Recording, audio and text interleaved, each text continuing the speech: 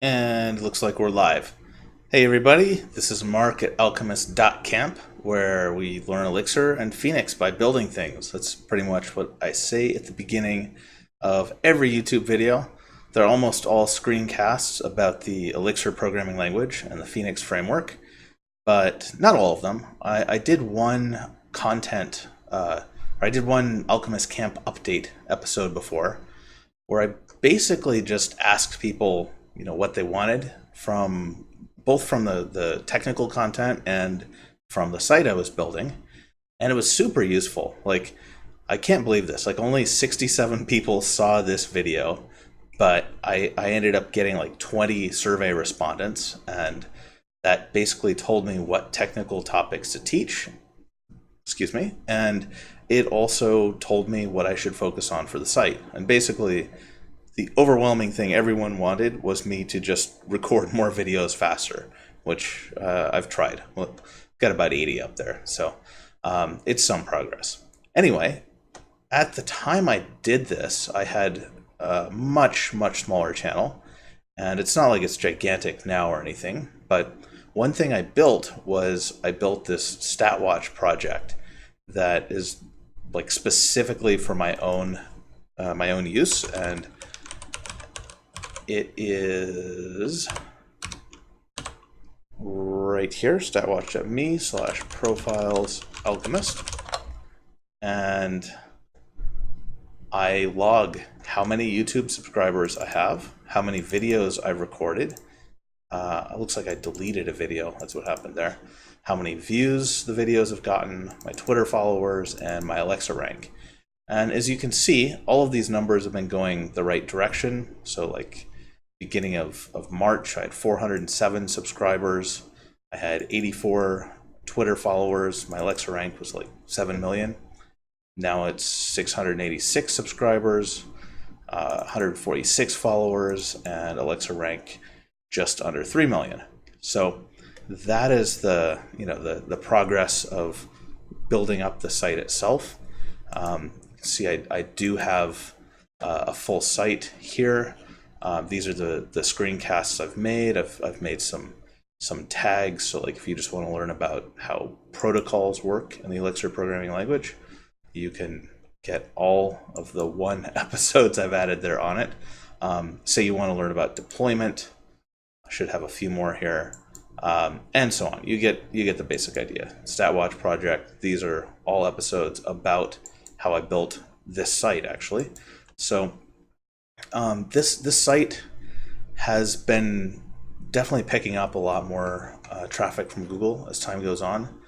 Some episodes I don't have too much put in there, not too much information, but on a lot of others I actually do. So let me go to one of the earlier ones. I've been adding more content to the earlier episodes first because I figure that's what most beginners are going to look at, and I just picked like the worst one I could have.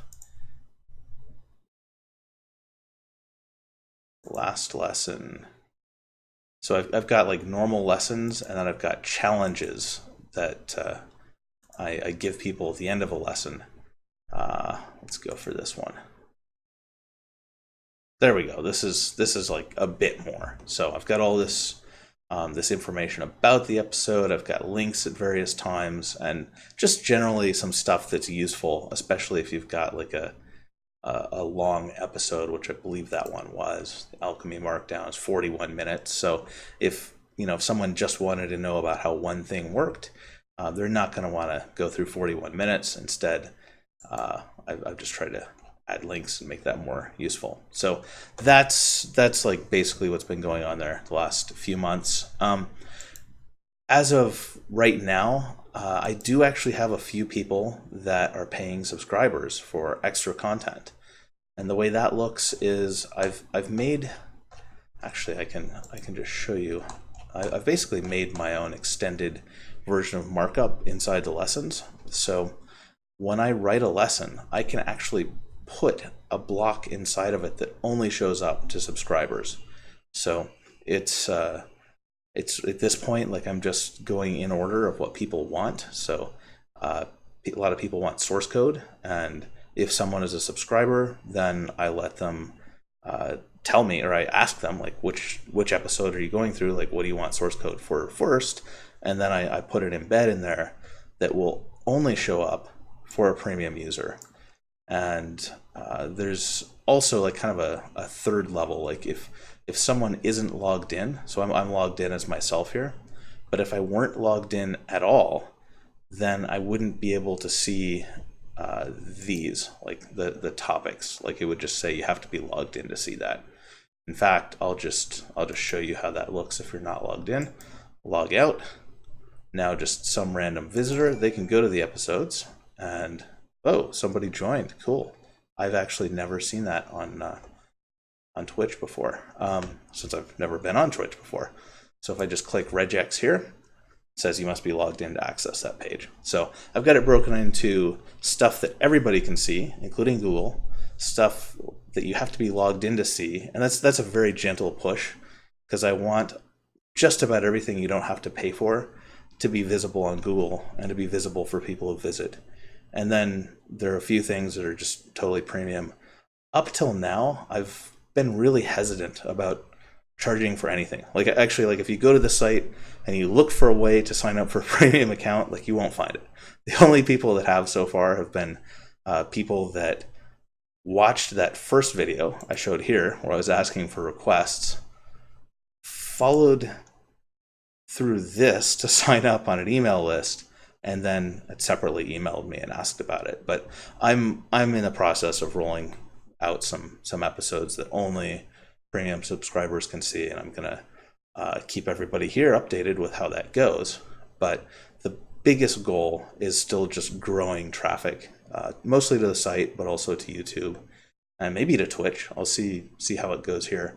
Let's see. So that is the traffic progress. I am starting to get help from other people on Twitter. Like I'm just randomly starting to see people suggest to others, like go check out Alchemist Camp. That's pretty cool. I've seen a little bit of that on Reddit as well, which is probably because there just aren't that many resources for learning Elixir yet. For those of you who don't know what Elixir is, and I'm guessing most of you do, but for those of you who don't, it's like a niche functional programming language that's fairly new, and I think in a lot of ways it's like Ruby on Rails was, and like Ruby was in like 2004, 2005. Like some people are using it, and a lot of like solo entrepreneurs love it because it's really productive and it has some really interesting capabilities. But you're not going to find that many people who use it. Like most people are using like Node or PHP, or if they're enterprisey, maybe Java or .NET. But Elixir is, it is growing, and it's especially startup friendly. Actually, that's how I found it myself. I was working on a different startup, and I had, I just had kind of the normal issues, like development was a bit slow using my go-to stack at that time, which was Node.js, and I could develop things really quickly with Ruby on Rails, but my specific product needed real-time video chat, and that's like the worst thing to use for Rails. And like even more importantly, like it was something that was like a free-to-use product. So it wasn't like I'm charging every user $10 a month. Like if you have that kind of business model, then you can basically handle anything with Rails. You just get more money, and then you have more traffic, but then you have money to pay for more servers, and you're fine. Whereas if you have like a free product, it's pretty rough, and it's also more complicated because to deal with all those real-time evented things, you need to have something that's better at dealing with concurrency. Like if you look at Action Cable that's in Rails 5 now, that's actually dishing off work to Redis. Whereas with Elixir, it's kind of built from the ground up to deal with that kind of thing. It's based on the Erlang programming language, which was used for telecoms and for WhatsApp. So anyway, that's the little digression about the programming language that I focus on. But back to the progress update and goals. Since it's now just about the beginning of June, and I'm at 686 subscribers, and I have about 200 people that have signed up on alchemist.camp itself. My next goal is actually, I'm still focused more on the YouTube subscribers, and that's just because there's some network effect. I'm not going to start like talking about other programming languages. Like it's going to stay niche, but within this niche, I want to get the subscribers up like at least 5% a week for as long as I can. And it's been averaging just under 6% a week. Some weeks have been incredible, others have been just downright depressing, but that's the big goal. Then the number 2 thing is just set up billing.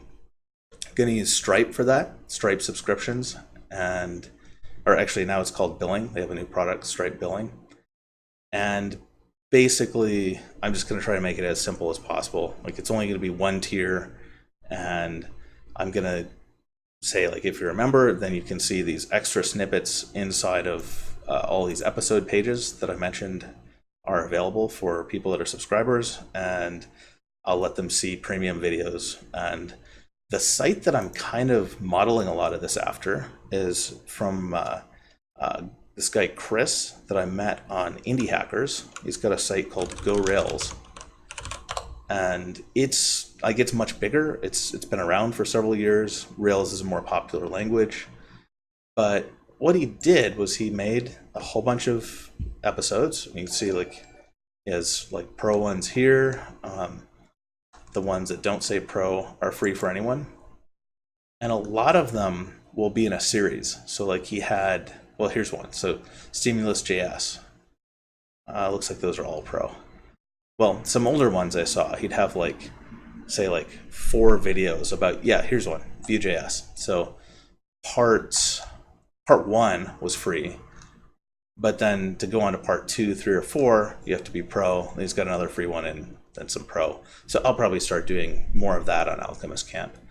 And the really cool thing is, since he was on Indie Hackers, which I guess I kind of have to plug, Indie Hackers Go Rails,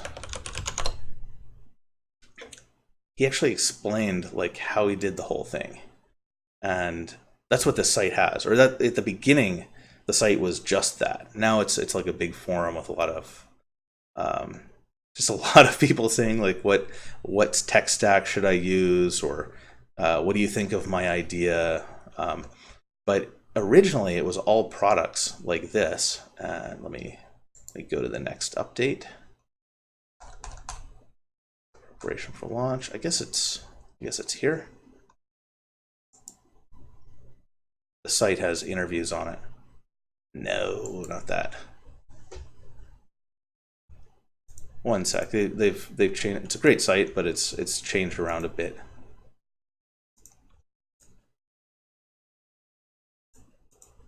Okay, close that, and I believe it's under Learn now. And I am on that site. You can see the Alchemist Camp logo, and people have responded to stuff. Okay, so all interviews is what I want, I believe. And then inside of that, one of them was Go Rails. And each of these interviews, people say like, hey, this is what my thing does. Like, it's a site, or it's a mobile app, or whatever, and it's earning this much per month. If it's been verified by Stripe, it'll say it's been verified by Stripe, so like that's definitely what they're earning. And you can sort by information. And since I have, whoa, this has also gotten more complex. Since I have some information about how well he's doing, I'm just gonna narrow this down a little bit. And category would be, let's see, tech skills, any level. The founder codes. And it was just one person, so no employees. Go Rails, there we go. Rails and revenue, how to build a screencast business. So I'd actually already started Alchemist Camp before I found this, and I was about a month into it, and then I read this, and it was like, whoa, here's someone who's explaining exactly what they did to get to 15K a month revenue, and you shared like how many subscribers are on a site, and of course, like I added that site to my stat watch thing so I can see like how quickly he's putting out YouTube videos and how quickly he's getting more subscribers, and how what his site's Alexa rank is, which is just a rough idea of how much traffic it has. So he's got, I guess, just one price for monthly and then one for yearly. I'll probably do that as well. I'm going to start a bit lower because I don't have as much content yet. And he also said at a different point in this interview that the one time his revenue just like doubled and then never went back down again was when he told everyone, hey, I'm going to raise the prices, but for everyone who's already signed up, you'll get grandfathered into the old prices. And that caused a lot of people to sign up.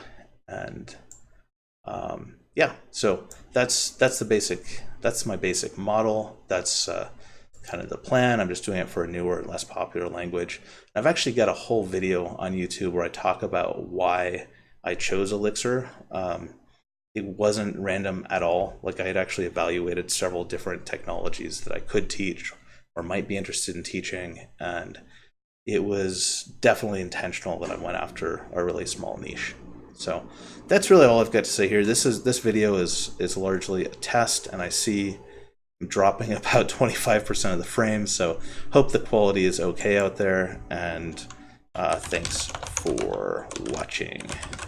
Type that in the chat, see if that actually shows up on the Twitch chat.